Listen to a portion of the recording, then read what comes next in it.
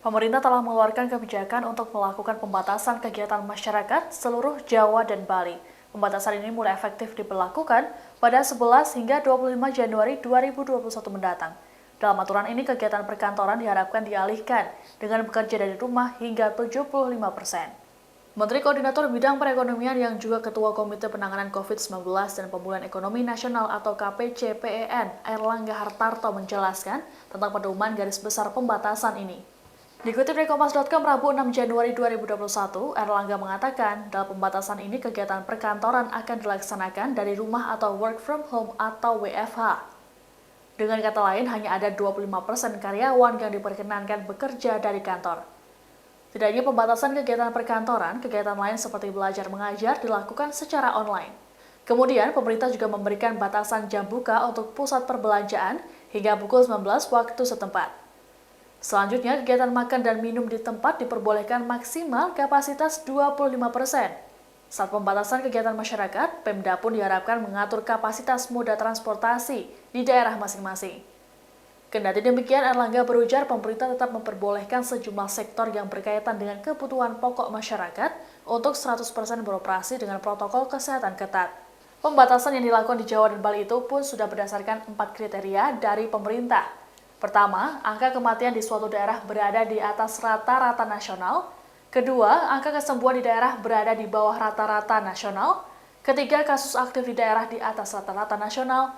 Terakhir, keterisian rumah sakit untuk ICU dan ruang isolasi di atas 70%. Apabila salah satu dari 4 kriteria telah terpenuhi, maka pembatasan di daerah bisa dilakukan.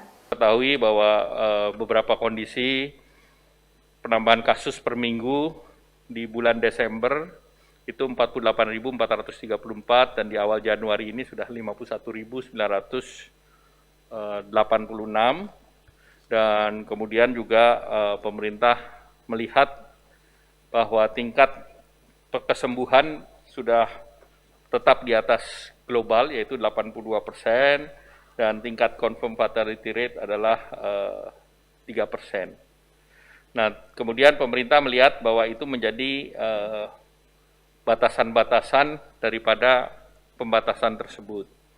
Nah, pemerintah melihat dari zona risiko ada 54 kabupaten kota punya risiko tinggi, kemudian 380 kabupaten kota risiko sedang dan 57 kabupaten kota risiko rendah, dan ada 11 kabupaten kota yang tidak ada kasusnya.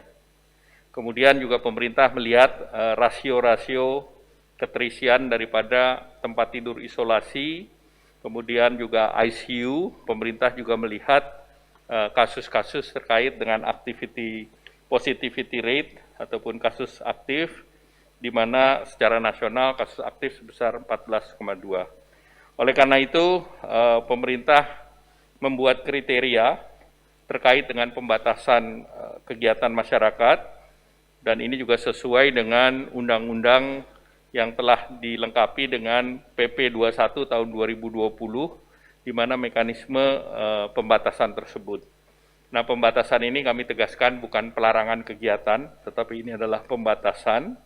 Nah, kriteria yang ditetapkan adalah provinsi, kabupaten, kota yang memenuhi salah satu dari parameter tersebut, yaitu tingkat kematian di atas rata-rata tingkat kematian nasional, ataupun 3%, kemudian tingkat kesembuhan di bawah rata-rata tingkat kesembuhan nasional, yaitu 82%, kemudian tingkat kesembuhan di bawah rata-rata kesembuhan nasional, yaitu di bawah 82%, kemudian tingkat kasus aktif di bawah rata-rata tingkat kasus aktif nasional, yaitu sekitar 14%, dan tingkat keterisian rumah sakit atau bor occupancy rate untuk ICU dan isolasi yang di atas 70%.